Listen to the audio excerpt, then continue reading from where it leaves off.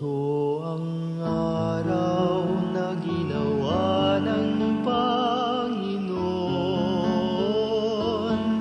Tayo'y magsaya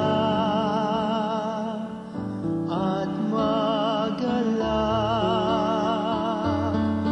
Ito ang araw na ginawa ng